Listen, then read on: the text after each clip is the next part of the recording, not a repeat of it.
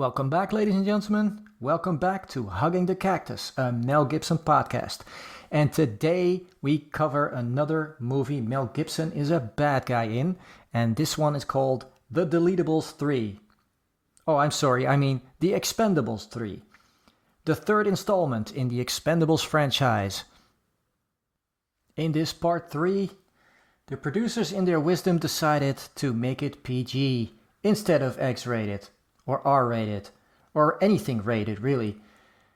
And we get what we got. Now, of course, this franchise is still a runaway train. It's still extremely successful. They have a budget of $100 million and spend it well on a hugely expensive cast. And, of course, rake in about $215 million worldwide. That's a lot of money in 2015. Not so much anymore in this post-Marvel era, where if you don't make $1 billion, you're not much of a movie, apparently. Why movies have to make $1 billion, I still don't understand. Something about Wall Street, something about investments, something about anything but art. But here we are. The story of The Expendables, of course, is by Stallone. That story is really written by a guy called David Callahan. He's one of those guys who would shove his script under the doors of producers, hoping to have it read. Well, he wrote a script called The Barrow. At some point, he got screwed out of credits. He had to take him to court. During the court deposition, Stallone had to admit that he actually got the story from The Barrow, and that obviously David Callahan was the writer. Now, David Callahan is a spectacular writer because he also wrote the sequel to Zombieland, Double Tap. It failed. He also wrote the first American Godzilla. That failed. He wrote the wonderful script to Wonder Woman 1984, which failed. He also wrote Spider-Man Across the Spider-Verse, which made money, but it wasn't as much as they'd hoped. So much for David Callahan. Then we have the script doctor, which was Creighton Rothenberger, who wrote Chosen, who wrote Olympus Has Fallen, and who wrote Angel Has Fallen. And then we have our director, Patrick Hughes. Now, Patrick Hughes, for those who don't know him, he's the guy behind The Hitman's Bodyguard and The Hitman's Wife. I actually met this guy because The Hitman's Wife was filmed in Amsterdam and I was an extra. So I'm not going to say anything bad about him, but on the other hand, Stallone doesn't pick directors who are particularly strong. The cinematography was done by Peter Menzies Jr., a competent cinematographer. You will remember him from The 13th Warrior. And he also shot Tomb Raider, the one with Angelina Jolie, and he did Shooter. Then we have the soundtrack, which is Brian Taylor. We all know and love him from the Fast and the Furious series and the last Rambo. And that's why this soundtrack sounds so Rambo-esque, if not for the fact that Stallone is in it. The producers of this film are Avi and Danny Lerner, very interesting people who make up Millennium Films. Now, they've come under some scrutiny during the hashtag #MeToo era. They're quite despicable. It's a very interesting group, and it's very interesting that Mel Gibson would work with them, considering what he's had to say about people like that in the past. But then again, oh well, never say never, I guess. Now, the cast is quite amazing. We get Stallone back, we get Schwarzenegger back, we get Mel Gibson this time, we get our Dolph Lundgren back, we get Harrison Ford this time instead of our good friend Bruce Willis, who unfortunately was already suffering from his disease, but we didn't know it yet. Stallone fired him for asking too much money, promptly hired Harrison Ford, who would work for money. Harrison Ford really loves money, as we all know from his last few movies, the ones in Star Wars and the ones in Indiana Jones, where he clearly only showed up for the paycheck without much dignity. We get Terry Crews back, which makes me very happy because I love Terry Crews. We get Antonio Banderas, we get Jet Li, and we get Wesley Snipes. Now, I'm a big Wesley Snipes fan, so that made me very happy. Unfortunately, we get some other people that we just sort of have to get used to. One of them is the addition of Ronda Rousey. Another is the addition of Glenn Powell, who will in the future star as the Hangman in the sequel to Top Gun called Maverick. And of course we get Kelsey Grammer. What the hell was Kelsey Grammer doing in The Expendables? There was a nice little cameo by Robert Davi, who I always really enjoy, who we all know from The Goonies, of course, and Raw Deal with Schwarzenegger, another pretty iconic part. And of course he's in Die Hard, but since we don't have Bruce Willis in this movie, well, that interaction was lost. Then again, in Die Hard they didn't have any scenes together either. Of course, what we really are here to talk about is Mel, who's in 6 or 7 scenes and who is a really big part of this movie. In fact, he's a big part of the Expendables, Deletables, or whatever they are. Apparently, he and Barney are the founding members of the Expendables, and we get to find that out pretty soon. Now, before we get underway, I must add that up until now, the Expendables 3 has been considered by fans to be the most boring in the franchise.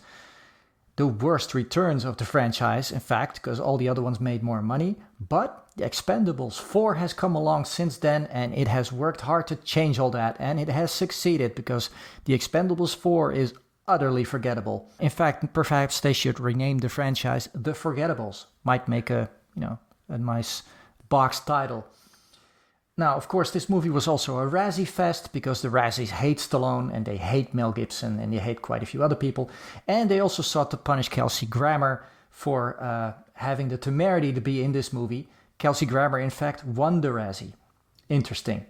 He didn't really do a bad job. He didn't do much of a good job. He was just Kelsey Grammer.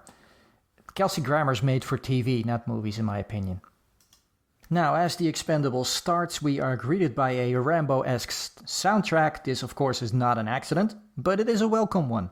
We see the Expendables shooting up a train from a helicopter. This is done with heavy CGI, which is very interesting considering the fact that Stallone always said, well, the Expendables are not a CGI fest. And in part 3, here we are. Now, the whole point of this opening action sequence a la James Bond is to free a Wesley Snipes who has been imprisoned for tax evasion. In reality, he's been in a blacklist prison as well, but that's a Hollywood prison. That's a whole different story because, of course, Wesley Snipes went to jail for real on tax evasion. That's part of the joke.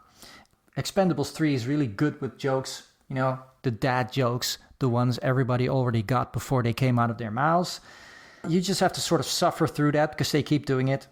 Wesley Snipes keeps mentioning it even in the next scene after he's rescued as he shaves himself with Gunnar's knife. Barney explains to Christmas that he saved him because, he's an expendable, but in reality they were a man short, so they decided to get him out of prison so they could then go on to their mission. And their mission is to... It's not really sure. Are they about to assassinate someone or are they supposed to capture him? We're not really sure. Anyway, they infiltrate a harbor dock. Wesley Snipes, aka Doc, hijacks a crane, does a lot of parkour, impressing Jason Statham, who they create a little bit of an Inexpendables rivalry with because they both throw knives.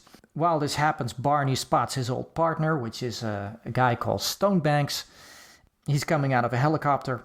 And of course, the assassination attempt or capture attempt or whatever they were supposed to do fails because Barney comes out and yells his name and then starts shooting. Exactly why he is so unprofessional is really not explained, and they don't really call him on it either. Perhaps because Barney is a very unprofessional guy and they're used to it. However, they fail. It's all really sloppy. Stonebanks, up in his helicopter, is aiming at Barney and decides to wound Caesar to slow the team down, and then he drops a bomb on them. They fly off and somehow miraculously they escape the huge explosion.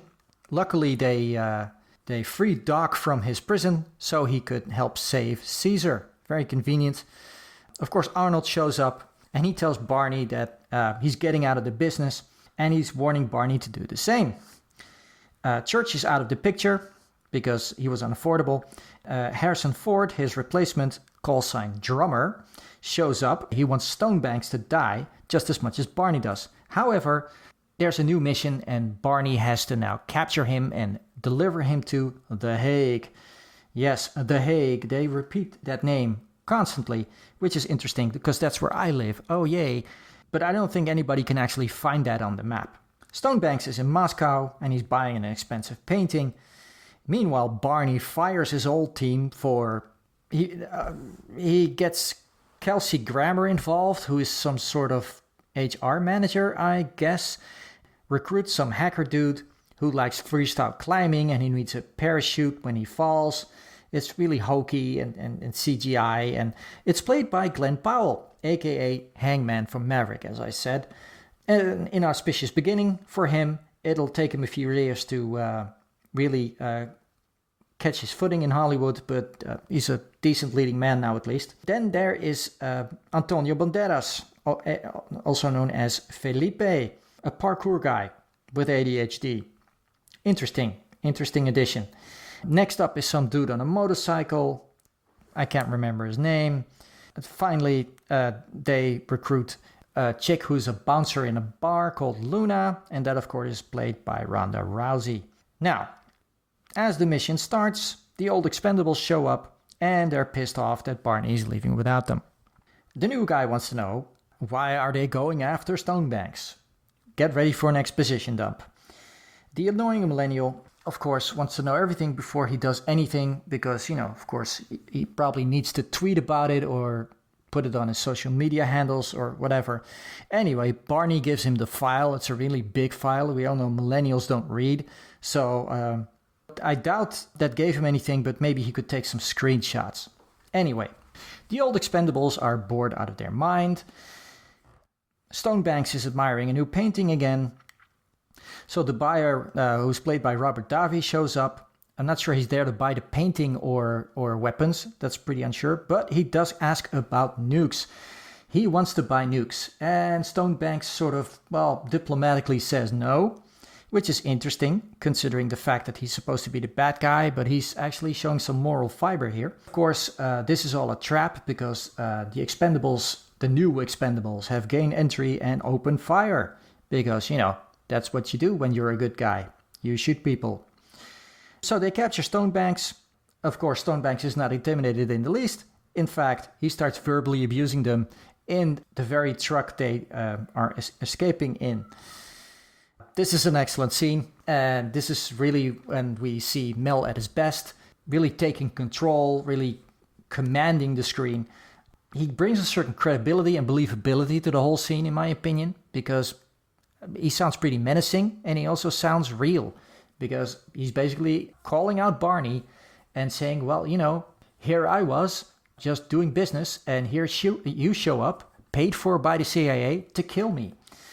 So that's pretty much the basis for the rivalry. Apparently, Stonebanks was left for dead. Most of the Expendables team was dead. And Barney left and restarted the team and forgot all about it, I guess, until part 3. Now, it all goes to shit, of course, because Stonebanks has a watch and that watch has a tracker and they're tracked by a helicopter. It blows up the truck they're all in.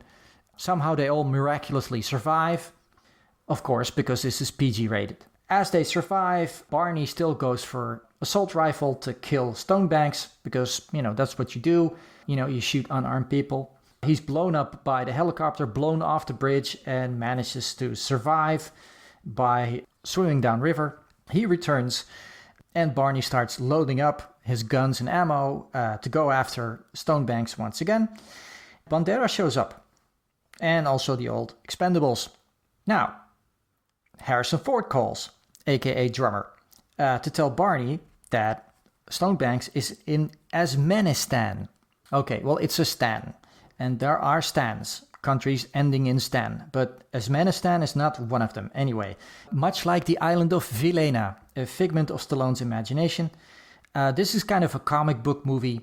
It's intended as a comic book movie, so you just go with it. Drummer, of course, joins Arnold and Jet Li for an off-the-books mission. Antonio Banderas' moment to shine has come, and he, of course, doesn't shut the fuck up. He just won't stop jabbering and talking and basically making an annoyance of himself. I guess that's the point of his character.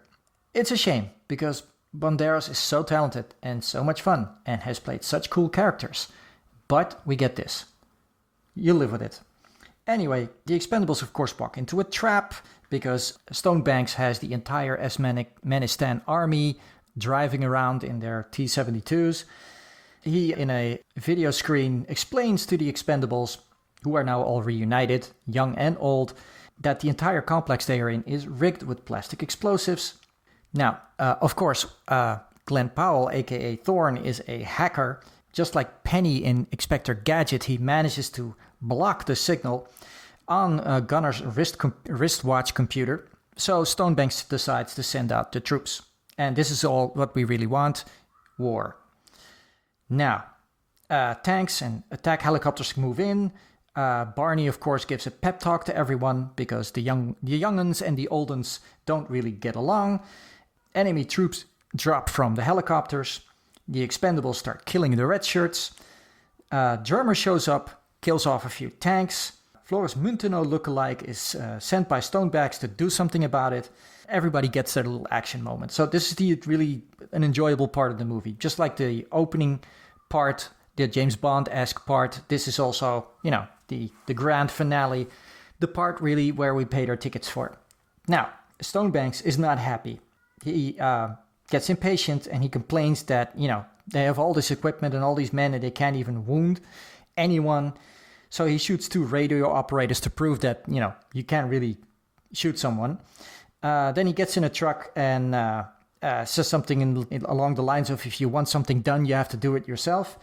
So he gets in a truck and rams it into the building. He starts waving his Magnum around. Meanwhile, Arnold tells them, get to the chopper. Or anyway, it's the Arnold get to the chopper moment. Barney and Stonebanks, of course, face off in physical combat. And of course, Stallone wins. They both reach for guns and Barney shoots first.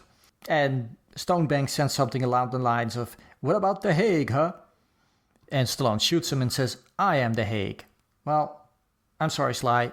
I live in The Hague, so really I am The Hague. But, oh well. The word The Hague is bandied about a lot. Barney jumps from the building as it explodes and miraculously makes it to the rope. Then, of course, they start messing with him, saying, well, you fired us. Are we still fired? Yada, yada. And, well, he has to apologize and beg the idiots to pull him up because Barney is sorry now. Then they're back at the bar and Caesar's back amongst the living again. Drummer apparently says to Stallone, you never did get him to The Hague. The Hague again. The kids got their Expendables tattoos because, really that's why you become an Expendable. You get the tattoo. It's not about completing a successful mission and getting paid, but they get their tattoos for being live bait, I guess. Barney welcomes Galgo. That's, of course, Antonio Banderas aboard. He replaces Yang, who's working for Schwarzenegger, aka Trench. And they grin like little schoolgirls about it. And that's really the movie. And it's not really surprising that it took another 10 years for them to make another one. It's sad, but it's a fact that as soon as you start messing with the formula, the fun goes out of it. And the fun was all about seeing our old stars again, doing their thing, not being introduced to new people who really, when you look back on it, Ronda Rousey, she was a star at the time, but her star has more or less faded. Glenn Powell, at least we can cheer on a little bit. And so ends The Expendables with Mel Gibson, who did a decent job, who was a bad guy in the best sense of the word. Because, as the old saying goes, the heroes usually are one-dimensional, but the bad guy roles usually have a little meat to them. Well, you could say that much like Jean-Claude Van Damme before, Mel Gibson did a credible job providing a credible villain in this Expendables universe. So we say goodbye to Mel, literally, because he's riddled with Barney's bullets and falls back into the water. We assume he doesn't have a flak jacket on this time, allowing him to survive this slugfest. But if he does, maybe he'll be back in part 5. You never know. Thanks for listening. Bye for now.